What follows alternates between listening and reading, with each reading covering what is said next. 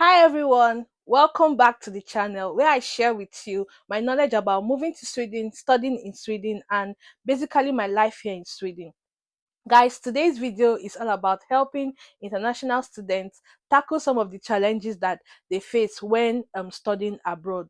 So are you someone who is already studying here or planning to study here? This video is a must watch for you, as I'll be addressing some of the common challenges that international students face and probably how to avoid them. So without wasting much time, let's get into today's video.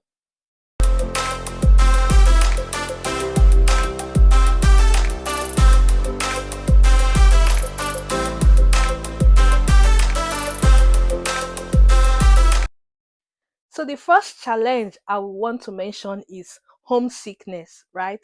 Yeah, some of you will say, no, I don't miss home, but 70% of people usually miss home. Now, when you move into a new country, the excitement is there. You cannot wait to see what the country has to offer you. But at the time, the excitement wears off and you begin to miss home, begin to miss old friends. So how do you overcome this?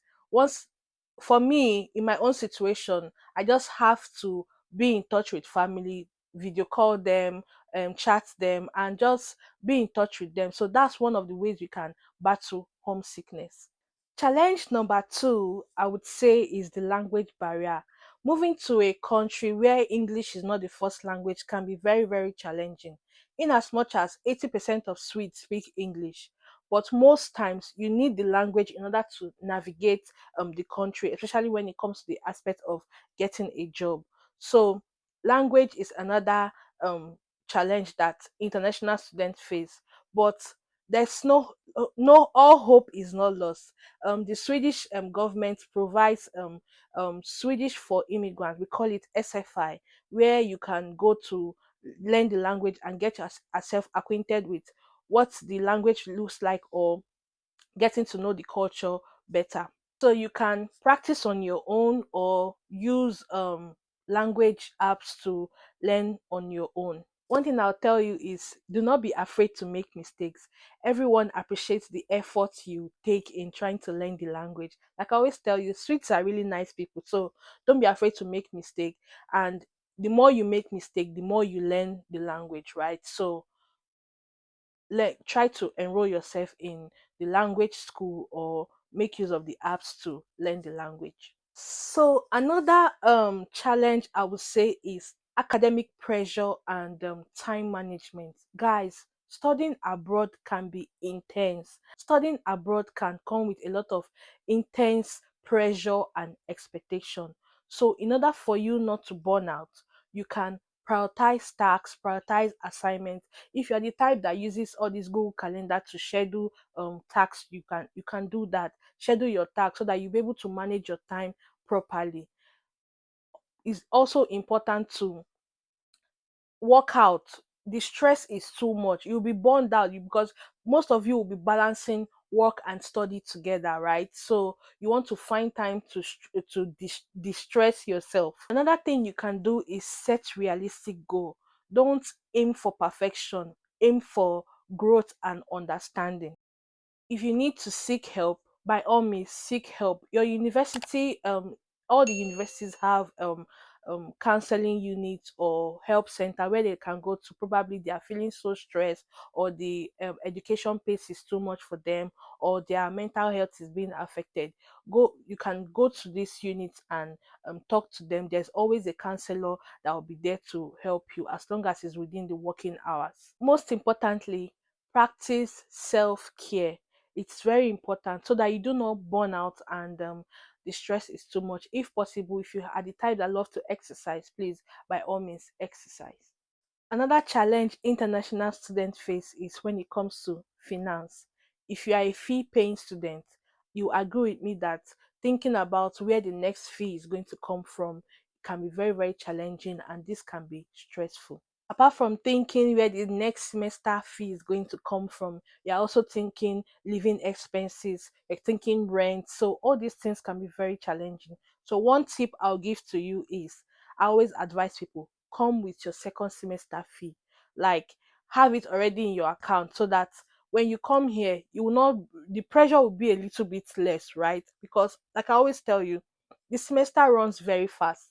So when you come here in less than 3 months, you are already seeing your next invoice, and you don't want to be stranded, and you will not think about where you don't know where your next fees is going to come from, and this can make you either make late payment, or you end up giving up on your studies, and we really don't want that for you, right? So try to have realistic budget for your tuition fee, your living expenses, so that these pressures will be a little bit less for you when you arrive here. Also, when it comes to finances, avoid impulse buying or unnecessary spending. As a student, you have access to different discounts.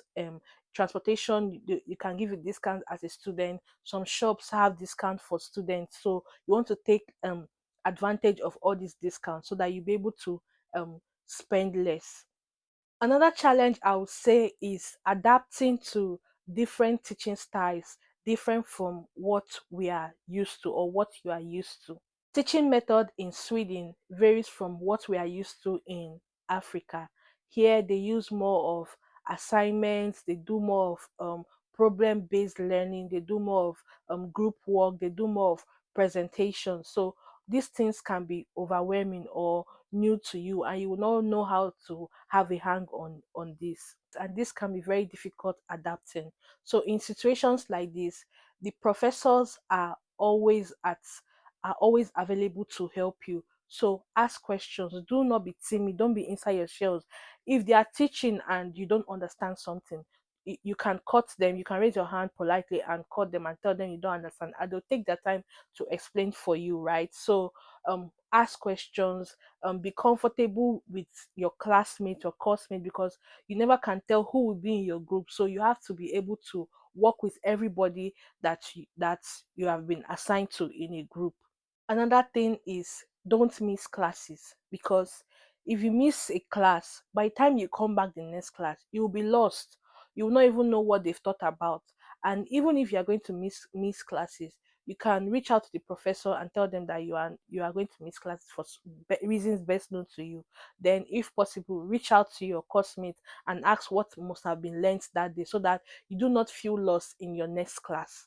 So if you are the type that is very timid, you don't like standing in front of people to talk, and you have to adapt yourself to the new teaching style. So now there may be a lot of presentations, right? So you want to prepare in advance, so that you have a knowledge of what you want to say if it's your turn to make a presentation. So prepare in advance, read the topic, so that you can have a broader understanding of what the topic is talking about, so that you'll be able to be confident when you are making a presentation. So if possible, join a reading group. Most of the your classmates are, they're already used to the system. So most of them, the things you must have learned, they might have learned it in their BSc. So it may not be new to them. So it would be nice to join a reading group. That way you'll be able to share knowledge together and have a different understanding of what you are used to. This will help you to learn, if possible, very quick. Another challenge international students face is feeling lonely. Guys, I I kid you not, I felt lonely at a point. Like, you feel you are just alone here. Even in as much as I came here with my partner, I felt lonely at a point. Like, there are times you go to school and you are lost. You don't even know what they are talking about. So in situations like this, try to reach out. Don't wait for people to reach out to you. Be the first to reach out to people, right? That way, it makes you a little bit comfortable. You may likely get to know them on a more deeper level. So you want to initiate conversations, you want to plan meetup if possible. Also connect with other international students, because these people understand what you might be going through, you understand. So connect with other international students. They can help you too to have a smooth transition into your new country. So another challenge I would say is adapting to the climate, to the new climate that you are, other than what you are used to before. The climates can be challenging, right? So you want to stay hydrated if possible, take your vitamins, very, very important. Allow your body to gradually adjust to the new climate. don't rush it. Have enough rest. Very important. Have enough rest. Most importantly, invest in the right clothing. In Sweden, there's a saying that says there's nothing as a bad weather but a bad clothing. So most of the times, the right choice of clothing will take you will help you in a very long way when it comes to combating the harsh weather that we experience here. So invest in good clothing. Another challenge I would say is maybe cultural differences. Sometimes because we don't understand the culture of the next person, this can cause misunderstanding and maybe there may be a bit of hate or dislike. So cultural differences is one challenge that international students or new immigrants face when they move here abroad. In this case, what I do is whenever I'm unsure of something, I ask questions like maybe if I feel somebody must have spoken to me in a way that may not be nice, you can just ask politely, ask questions so that you do not misunderstand the other person. So if you are sure about anything, you do well to ask questions, learn how to observe, learn other people's culture, um, and that's basically it. Avoid assumptions, ask questions. And that's it for today's video, guys. Remember that with the right mindset and resources, each of these challenges can be overcome and be an opportunity for growth for you. So if you are struggling in your course or your education, do well to reach out to your university's counseling unit and they'll be of help to you. I hope you enjoyed watching this video.